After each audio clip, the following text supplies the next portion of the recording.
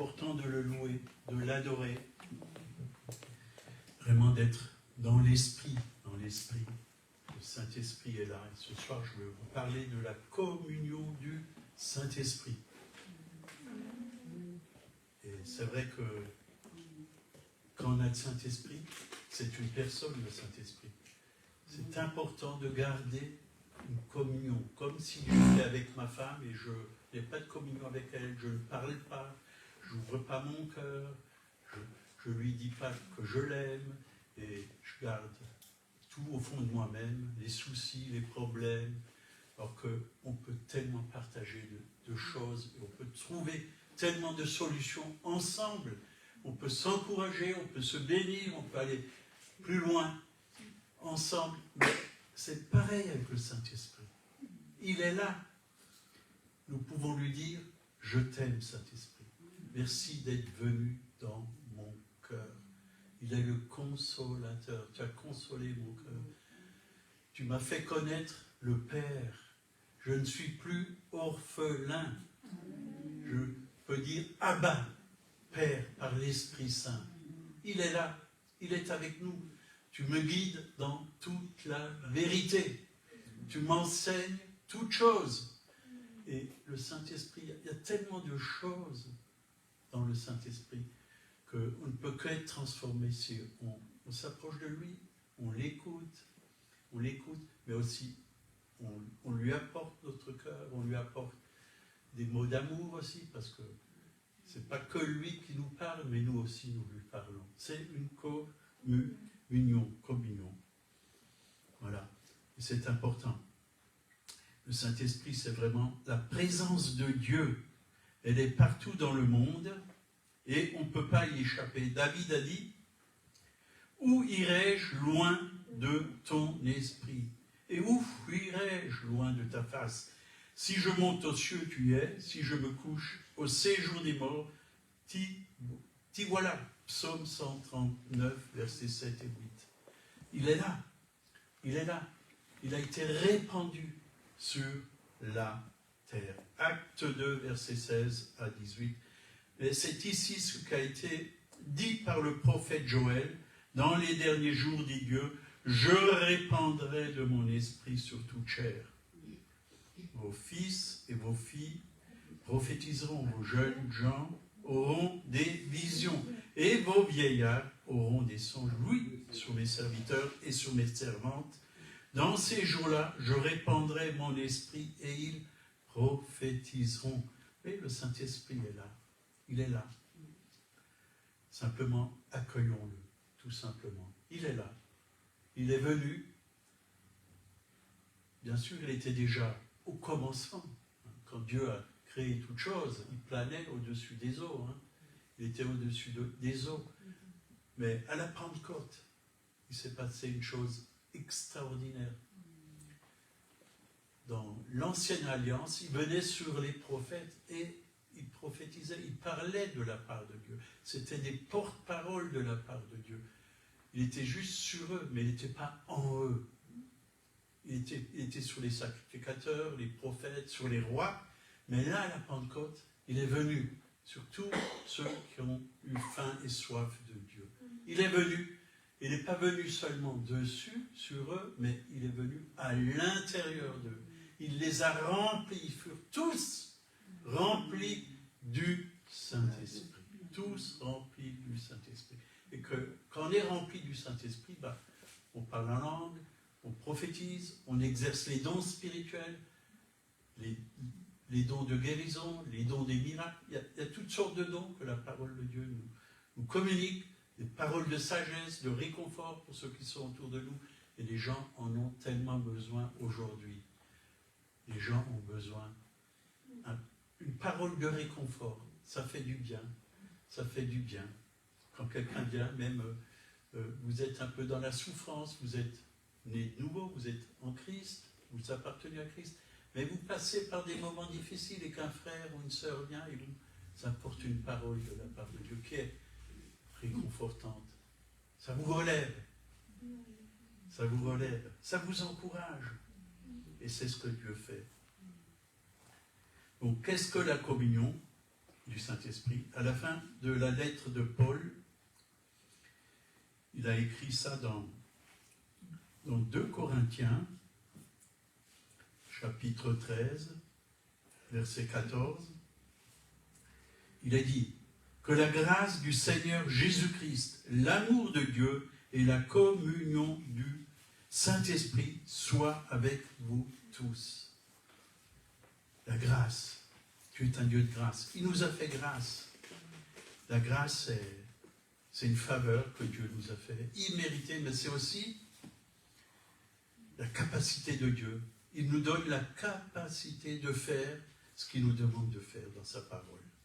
Ça, c'est la grâce. On ne peut pas le faire par nos propres forces, mais par l'Esprit du Seigneur. Ni par puissance, ni par force, mais par l'Esprit du Seigneur. La grâce du Seigneur Jésus-Christ, l'amour de Dieu. Quand l'amour de Dieu vous envahit, vous êtes aimé. Vous savez que Dieu vous aime comme un fils, comme un père qui aime son fils ou sa fille. Il vous aime. Cet amour, quand elle rentre dans notre cœur et qu'il y a des souffrances, quand il y a des blessures, ça guérit. Ça nous guérit, ça nous réconforte. Ça nous libère. On a besoin de l'amour de Dieu. Et la communion du Saint-Esprit. Certaines versions, c'est la communication du Saint-Esprit. Dieu nous communique ce dont nous avons besoin. Bien sûr, pour qu'il puisse nous communiquer ce dont nous avons besoin, nous devons nous tourner vers lui. Nous devons ouvrir nos cœurs. Nous devons l'invoquer. Invoque-moi et je te répondrai. Je t'annoncerai des choses cachées que tu ne connais pas. Donc Jérémie 33, verset 3, je crois que c'est ça. On a besoin d'invoquer notre Dieu. Et parfois, on se trouve dans des situations, on ne sait pas quoi faire. Humainement, on ne sait pas quoi faire. Mais quand on s'approche de Dieu, il s'approche de nous et il nous donne la direction. Il ouvre le chemin. Il nous aide.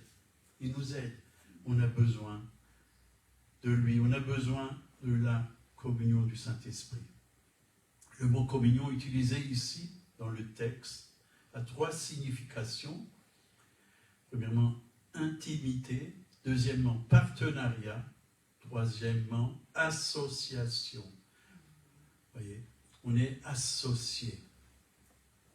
D'ailleurs, intimité, on peut tout lui dire. Ça, c'est merveilleux. Il y a des personnes, on ne peut pas tout leur dire, mais au Seigneur, on peut tout lui dire. On peut tout lui dire. On peut tout mettre sur la table. Tout, absolument tout. Nos souffrances, nos problèmes, nos soucis, nos craintes. On peut tout lui dire. Parce qu'on est ses enfants, il est notre Père. Mais on peut tout lui dire. Et quand on lui dit tout, il vient. Il vient par le Saint-Esprit. Parce que l'Esprit de Dieu, c'est l'Esprit du Père, par lequel on crie Abba Père, mais c'est aussi l'Esprit de Jésus, le Saint-Esprit. Il est saint, il est saint. Et nous aussi, nous sommes saints parce que nous sommes nés de nouveau. Nous recevons cet Esprit qui est saint et qui nous sanctifie. Il nous sanctifie. Dès le commencement, quand on vient vers lui, il nous sanctifie. Mais petit à petit, il y a des choses qui sont au fond de nous-mêmes, qui nous empêchent vraiment de croître en lui, de devenir mature, de devenir vraiment des hommes et des femmes pleins de foi, pleins de puissance, pleins de vie. Il vient enlever de nous tout ce qui ne fonctionne pas. Il vient nous montrer ce qui ne fonctionne pas. Il vient nous nettoyer. Il emmène toutes ces choses et voilà, si on les confesse, si on vient au pied de la croix, ben, il prend tout ça et c'est jeté au fond de la mer de l'oubli. Il nous restaure. Il restaure notre âme. Il nous libère. Il nous guérit. Il nous transforme. Donc, c'est très important que nous puissions avoir une relation profonde avec le Saint-Esprit. Et ça, on l'apprend. Pendant mes 3 premières années de la conversion, je ne savais pas que je pouvais dire au Saint-Esprit, viens Saint-Esprit, éclaire-moi, enseigne-moi. Et quand j'ai commencé à apprendre cela, j'avais lu un livre qui parlait du Saint-Esprit, puis après un deuxième, Catherine Kuhlman, puis un troisième de quelqu'un d'autre. J'ai lu plusieurs livres, puis ça m'a éclairé. Et puis j'ai fait ce que ce livre me disait de faire. Et j'ai vu que c'était biblique. Biblique. Et le Saint-Esprit, c'est pas seulement une puissance, mais c'est une personne. C'est Dieu. Dieu le Père, Dieu le Fils, Dieu le Saint-Esprit. Et c'est important qu'on ne le mette pas de côté, mais qu'on marche avec lui, on travaille avec lui. Et lui travaille avec nous, ensemble, associés ensemble. Nous allons plus loin. On peut faire de grandes choses ensemble. Seul, sans moi, a dit Jésus, vous ne pouvez rien faire. Mais avec Jésus, l'apôtre Paul, il a dit, je puis tout par Christ qui me fortifie. Christ, c'est l'Esprit. Je puis tout par Christ qui me fortifie. Avec Dieu, nous ferons des exploits. Voilà, nous ferons des exploits. Je franchis une muraille. J'élève un mur face à mes ennemis. Amen. Donc, le Saint-Esprit nous communique ses pensées. La pensée de l'Esprit. On a besoin de la pensée de l'Esprit. Parce qu'on a besoin d'être renouvelé dans nos pensées, dans notre intelligence. Parce que nous sommes devenus des fils et des filles, nous nous comportons comme des fils et des filles. Jésus, c'est le roi des rois. Et si vous êtes ses fils et ses filles, vous êtes des princes et des princesses. Et là, ce soir, il y a plusieurs princesses. Et il y a des princes. Alléluia. Alléluia. Mais pas que ici. Plusieurs. Il y en a partout dans les églises. Mais souvent, ils ne savent pas qui ils sont en Jésus-Christ. Ils ne connaissent pas leur identité. Vous avez de la valeur, vous avez du prix à ses yeux. Quand on sait qui on est, ben, on est vainqueur. On est vainqueur. Mais si tu ne sais pas qui tu es en Christ, le diable va te donner une identité. Il va te dire, tu n'arriveras jamais. Tu es né dans une famille pauvre, tu resteras toujours pauvre. Tu es un malheureux parce que tu n'as pas fait d'études, tu n'es pas intelligent. Mais quand Dieu vient par son esprit, notre intelligence, elle est renouvelée. On a l'intelligence qui vient de Dieu. Ça, c'est merveilleux. Merveilleux. Et c'est vrai qu'avec Dieu, on peut faire des exploits. Donc, la Bible dit, donc, si on veut une communion avec le Saint-Esprit, c'est nous qui devons faire le premier pas. Ce n'est pas Dieu qui va faire le premier pas, mais c'est nous. Parce que la Bible dit, dans Jacques 4, verset 8, « Approchez-vous de Dieu ». C'est à nous de nous approcher de Dieu. Et il s'approchera de nous. Il s'approchera de nous. Donc, si on s'approche de lui, c'est pour quoi faire? Ben, c'est être en communion avec lui, pour communiquer avec lui. C'est pour l'écouter. Il veut nous donner des conseils. Alors, disons-lui tout. N'ayons pas peur. N'ayons pas peur. David n'avait pas peur. J'ai péché. Oui, il a péché. Il l'a dit. Tant que je me suis tué, ben, il n'était pas bien dans sa peau. Et le fils prodigue, qu'est-ce qu'il a dit? Quand il est revenu dans la maison du Père, je ne suis plus digne d'être appelé ton fils. Il avait perdu sa dignité de fils. Je me lèverai, j'irai vers mon Père et je lui dirai, Père, j'ai péché contre le ciel et contre toi. Péché contre le ciel et contre toi. N'ayons pas peur de lui dire si on a fait des fautes, si on a péché, emmenons tout ça. Il a payé à la croix du Golgotha. Il ne va pas vous condamner parce que vous avez péché. Il ne va pas prendre le marteau et vous mettre un coup sur la tête. Moi, je croyais, avant de connaître vraiment Jésus, quand j'étais dans ma religion, quand j'étais petit, j'allais à la messe, ici et ça, que quand je faisais une faute, Dieu me punissait. Et qu'il allait m'arriver un malheur. Parce que souvent j'ai entendu, c'est bien fait pour toi, tu n'avais pas qu'à faire ça. Si ça t'arrive, c'est bien fait pour toi. Mais Dieu n'agit pas comme ça. Dieu est un Père. Tu es tombé, il te relève. Il te tend la main, il te relève. Et tu peux continuer à marcher. bien nous-mêmes, à nos enfants, s'ils tombent, quand ils sont petits, ils apprennent à marcher, on les ramasse et on leur fait un petit bisou. Vas-y, continue de marcher. Tu t'es fait un peu mal, mais petit à petit, tu vas y arriver. Tu vas y arriver, tu vas arriver à l'endroit où tu veux aller. Mais parfois, il faut persévérer. Ben, nous aussi, parfois, il faut persévérer parce que ça ne va pas toujours tout seul. On a besoin du Saint-Esprit. Amen. Amen. Donc, développer une relation intime avec le Saint-Esprit. Le mot grec koinonia signifie partager, prendre part ou avoir la communion. Donc, la façon dont nous pouvons communier avec le Saint-Esprit est de partager des choses intimes avec lui. Tout ce que vous voulez que le Saint-Esprit partage avec vous, partagez-le également avec lui. Vous voyez, c'est important. On est face à face avec le Saint-Esprit. Nous lui parlons et lui nous parle. Il nous répond. Nous lui parlons et il nous répond. Si vous voulez que le Saint-Esprit partage ses émotions avec vous, partagez vos émotions avec lui. Si vous voulez que le Saint-Esprit partage ses désirs avec vous, partagez vos désirs avec lui.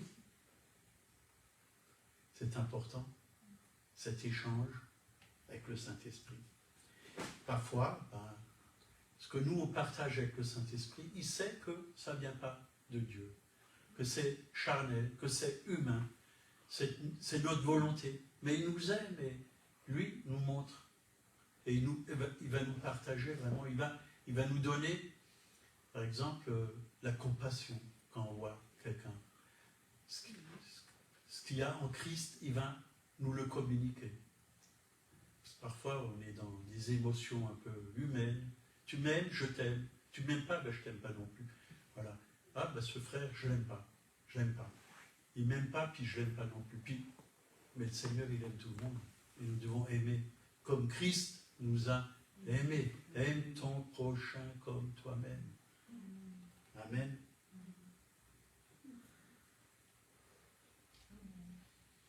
Donc, très important de connaître le Saint-Esprit. Et c'est vrai que quand vous ne comprenez pas quelque chose dans la parole, dites, Seigneur, ce passage, je ne le comprends pas.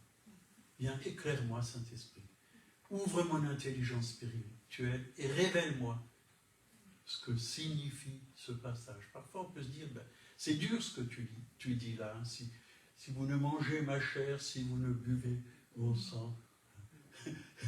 Alors, les disciples, ils étaient complètement boire le sang de Jésus, manger sa chair. Ils ne voulaient pas ça. Plusieurs sont partis, ils ont dit, ces paroles sont dures. Et ils sont partis. Il y en a 70 qui sont partis. Parce qu'ils n'ont pas compris. C'est-à-dire que Jésus, vraiment, il a donné sa vie. Il a donné sa vie, il a versé son sang, son corps a été brisé à la croix, rompu pour nous. Et grâce à ça, grâce à la croix, il a porté nos péchés, nos maladies dans ses meurtrissures. Nous avons été guéris. Il a transformé nos vies. C'était pas dur. C'était dur pour Jésus, mais pas dur pour les disciples qui voulaient le suivre. Mais leur intelligence était vraiment, elle était brouillée. Elle était brouillée. Leur intelligence était brouillée. Ils n'ont pas compris. Donc la communion n'est pas la prière. La communion est avec le Saint-Esprit plus profond que la prière. Pourquoi ? Vous vous demandez, parce que partager vos pensées et vos désirs, c'est plus que simplement demander quelque chose dans la prière. Dieu veut que la communion que nous avons avec le Saint-Esprit soit permanente. La prière, c'est demander quelque chose à Dieu. Mais la communion, c'est être en relation avec Dieu. Moi, quand je suis avec mon épouse, je suis en communion avec elle, je ne veux pas lui demander quelque chose, je ne veux pas lui dire donne-moi 1000 euros ou quoi que ce soit. Voilà, on échange, on parle ensemble, et voilà, on s'accorde sur ce qu'on doit faire. Même parfois on va faire les courses, on s'accorde quand on va faire les courses. Qu'est-ce qu'on va acheter? On ne va pas acheter n'importe quoi, parce que même notre argent, elle appartient au Seigneur. Et nous devons l'utiliser comme il faut, pas dans n'importe quoi, et faire n'importe quoi. C'est pas parce que quelque chose vous plaît qu'il faut l'acheter. Parfois oui, mais pas toujours. Il faut aussi la sagesse de Dieu pour gérer nos affaires de tous les jours. Il faut la sagesse de Dieu. Même si vous partez en voyage, il faut la sagesse de Dieu. Il ne faut pas aller n'importe où.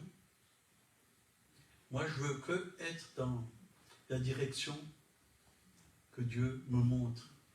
Aller où Dieu veut que j'aille. Et combien de fois on est parti en vacances et on a pu témoigner, on a pu bénir des gens, on a pu vraiment servir Dieu tout en étant dans le repos, en vacances.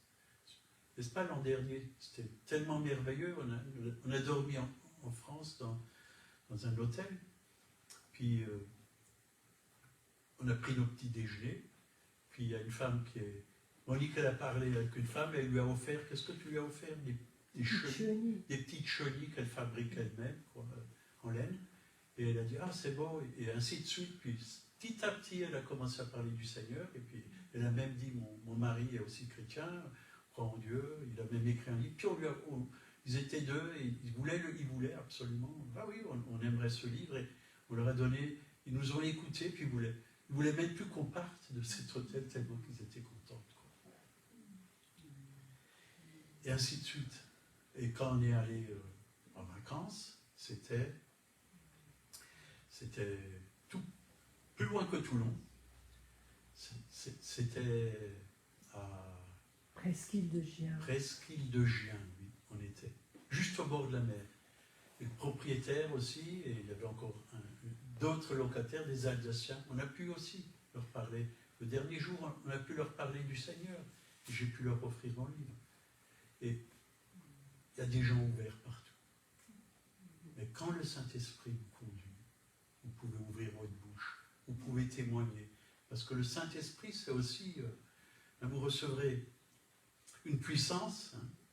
Donc c'est dans Actes chapitre 1, verset 8. Vous recevrez une puissance, le Saint-Esprit survenant sur vous, et vous serez mes témoins. Partout, jusque dans les extrémités de la terre. Partout où Dieu nous conduit, c'est pour apporter un témoignage. C'est pour apporter un témoignage. On était même dans une famille, en Ardèche une fois, et puis le dernier jour, le monsieur qui nous a loué l'appartement nous a invités à manger. D'ailleurs, il nous a emmenés à la pêche, et il nous a fait pêcher avec, c'était quoi, des... À la ligne. À la ligne, ouais, c'était ces poissons-là, roses, saumonés. Les truites. Truites, saumonés. Et on a mangé avec lui, il nous a invités, puis du coup, comme ça, on lui a parlé de Jésus, puis il a pleuré. Et on lui a offert mon livre. Et il a dit, j'ai jamais vu des gens comme vous, vous êtes vraiment spécial. Et pourtant, c'était un homme dur, il avait un restaurant, il était dur, dur de cœur et tout ça. Mais il a craqué à la présence de Dieu. Il a senti cette présence. Alors, soyons toujours à l'écoute du Saint-Esprit pour être guidés sur le chemin qu'il a tracé pour nous.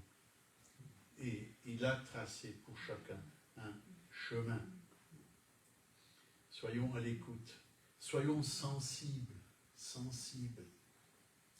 Ayons des cœurs ouverts au Saint-Esprit. Écoutons-le.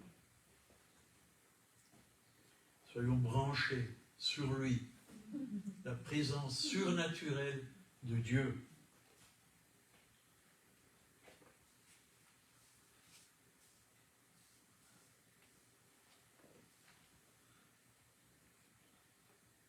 Il y a tellement de choses à dire. Mais je vais prendre avec vous Acte 8, versets 26 à 29. Un ange du Seigneur, s'adressant à Philippe, lui dit, lève-toi et va du côté du midi, sur le chemin qui descend de Jérusalem à Gaza. Celui qui est désert, il se leva et partit, et voici un Éthiopien, un eunuque, ministre de Candace, reine d'Éthiopie, et surintendant de tous ses trésors, venu à Jérusalem pour adorer, s'en retournait assis sur son char et lisait le prophète Ésaïe 29. L'Esprit dit à Philippe, avance et approche-toi de ce char. Donc, vous voyez, il a écouté le Saint-Esprit et il est allé à cet endroit. D'abord un ange, mais il y avait aussi le Saint-Esprit qui lui a parlé. Il est allé à cet endroit. Et cet homme s'est donné au Seigneur. Il avait faim, il avait soif. Il cherchait Dieu et il a trouvé Dieu. Il a trouvé Dieu. Donc, soyons à son écoute. Il est là. 1 Samuel 3, versets 6 à 10. L'Éternel appela de nouveau Samuel. Et Samuel se leva, alla vers Élie, et dit, me voici, car tu m'as appelé. Élie répondit, je n'ai point appelé, je n'étais point appelé mon fils, retourne te coucher. Samuel ne connaissait pas encore l'Éternel, et la parole de l'Éternel ne lui avait pas encore été révélée. L'Éternel appela de nouveau Samuel pour la 3e fois, et Samuel se leva, alla vers Élie, et dit, me voici, car tu m'as appelé. L'Éternel qui appelait l'enfant, et il dit, Samuel, va te coucher. Et si l'on t'appelle, tu diras, non, Élie appela Samuel, et il lui dit, va te coucher. Tu diras, s'il t'appelle, tu diras, parle l'Éternel, car mon serviteur écoute. Et Samuel alla se coucher à sa place. L'Éternel vint se présenta, l'appela comme les autres fois. Samuel, Samuel.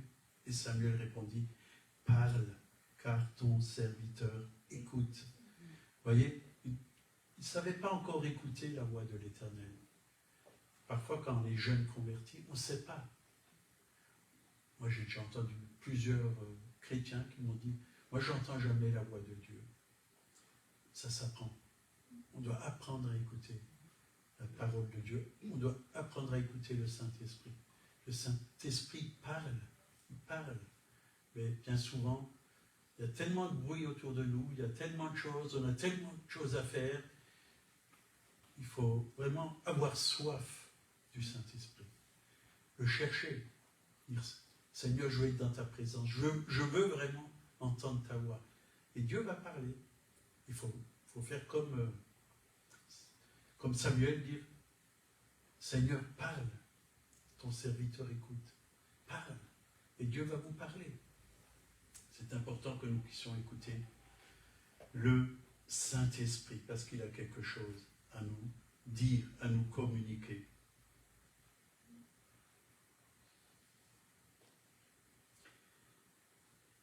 Donc, plusieurs fois dans la parole de Dieu, il est parlé vraiment, le Saint-Esprit est venu, acte 15, verset 28, car il a paru bon au Saint-Esprit, vous voyez, il a paru bon au Saint-Esprit, et à nous, vous voyez, ils avaient la pensée de Dieu, ils avaient la pensée du Saint-Esprit. Car il a paru bon au Saint-Esprit, et à nous de ne vous imposer d'autres charges que ce qui est nécessaire. Savoir, de vous abstenir des viandes sacrifiées aux idoles, du sang des animaux étouffés et de l'impudicité. Choses contre lesquelles vous trouverez bien de Vous tenir en garde. Acte 15, verset 28. Ce passage est révolutionnaire car nous entendons généralement que Dieu prend des décisions et nous obéissons à ce qu'il dit. Mais nous n'entendons généralement pas beaucoup parler de la liberté que Dieu nous donne de prendre certaines décisions avec lui. C'est important aussi. Dieu prend des décisions, mais nous aussi, nous devons prendre des décisions. Et chaque jour, on doit prendre des décisions. Seigneur, je décide avec toi de prendre du temps, par exemple, à t'écouter pendant un quart d'heure ou une demi-heure. Je décide de te louer pendant un moment avant d'aller au travail. Je décide. Prenons des décisions. Ça peut que nous aider. Et c'est bien le matin, moi, avant d'aller travailler, quand j'étais encore dans mon métier d'artisan, que je prenais des décisions chaque jour avant d'aller travailler. Je me levais, je me disciplinais, je me levais tôt et je cherchais la face de Dieu. Je lisais la parole de Dieu, j'écoutais le Saint-Esprit. Et ce n'est pas du temps perdu parce que tout marche mieux dans la journée si vous faites cela. Parce que quand vous êtes rempli du Saint-Esprit, vous avez des pensées qui viennent de Dieu, vous avez des solutions qui viennent de Dieu, et vous savez mieux gérer les choses dans la journée. Et vous êtes dans la victoire. C'est le matin qu'on a besoin de force pour la journée. Bien sûr, avant d'aller au lit, c'est bon aussi d'être rempli du Saint-Esprit. Soyez toujours remplis du Saint-Esprit, dit la parole de Dieu. Toujours.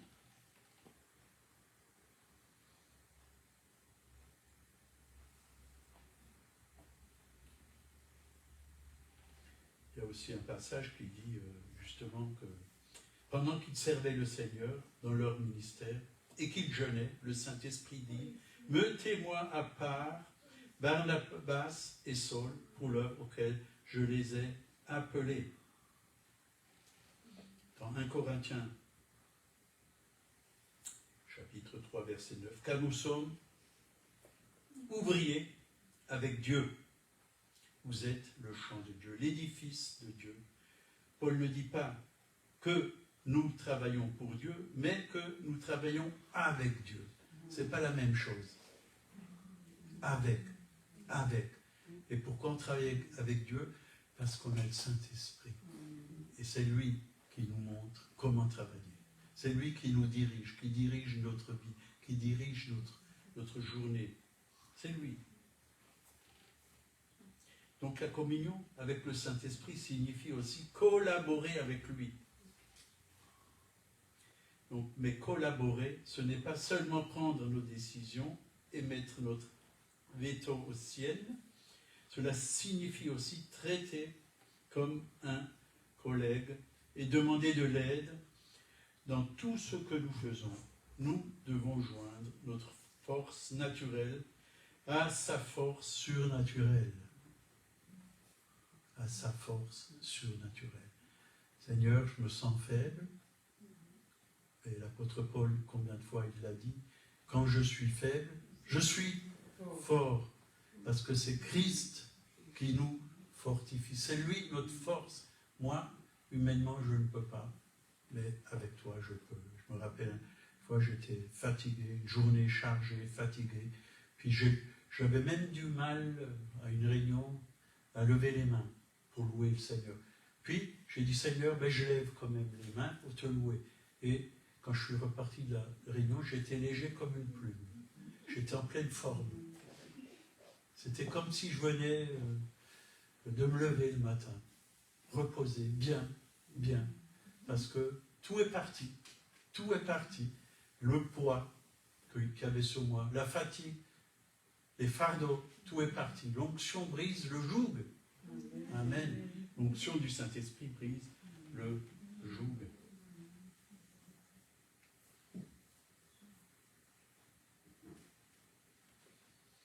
Bon.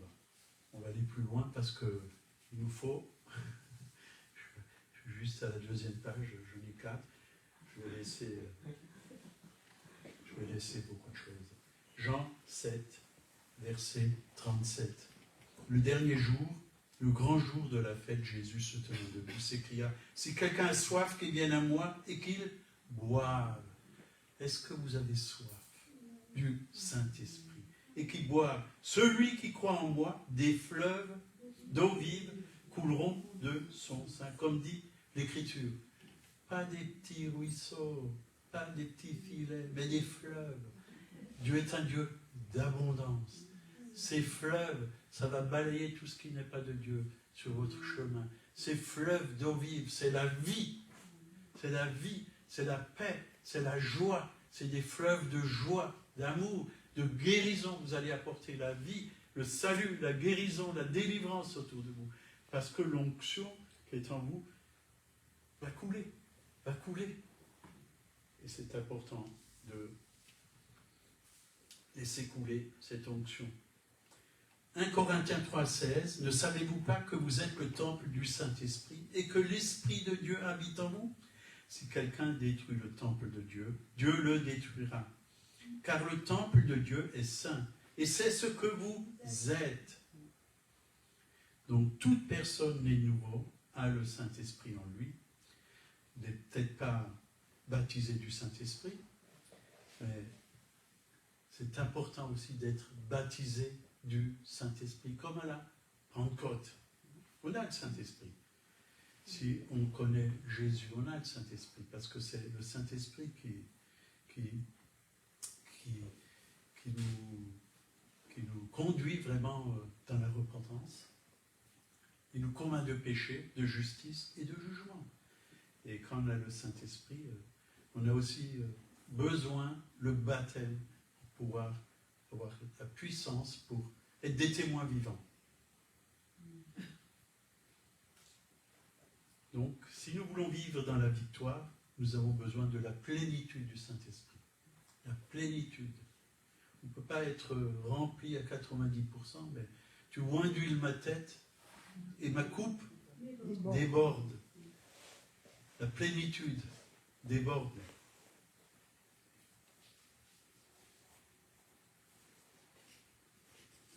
Donc, je vais aussi vous parler du Saint-Esprit comme le paraklétos.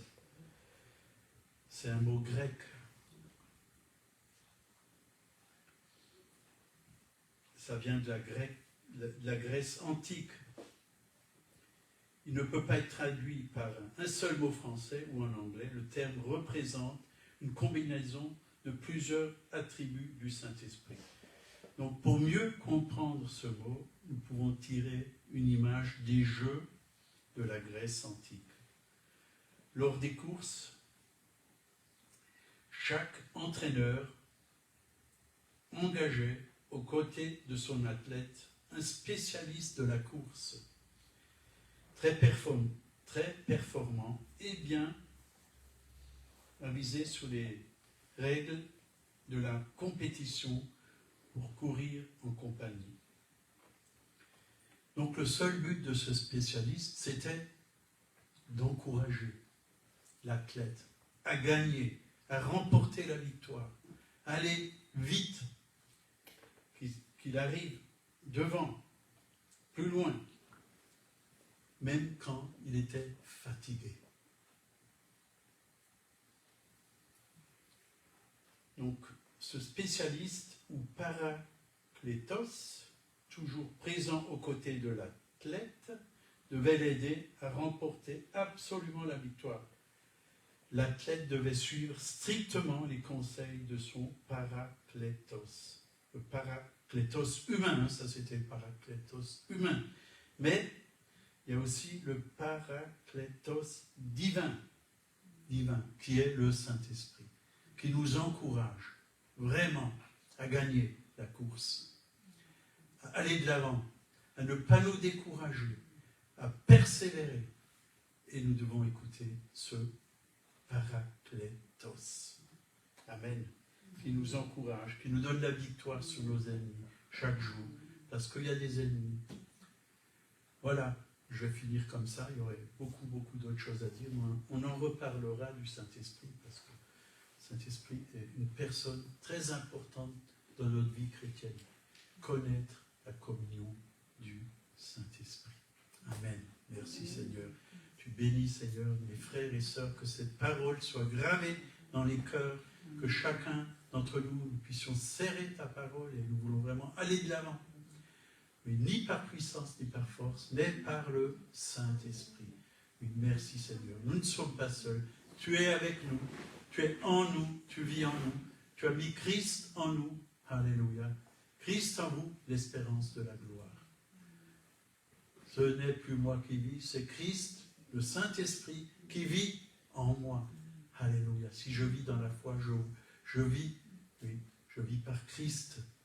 Oui, je vis par la foi en Jésus-Christ. Amen. Amen. Merci Seigneur. Alors on va continuer, on va prier. Il reste une demi-heure. Je voulais être plus rapide, mais bon, j'ai dit l'essentiel quand même.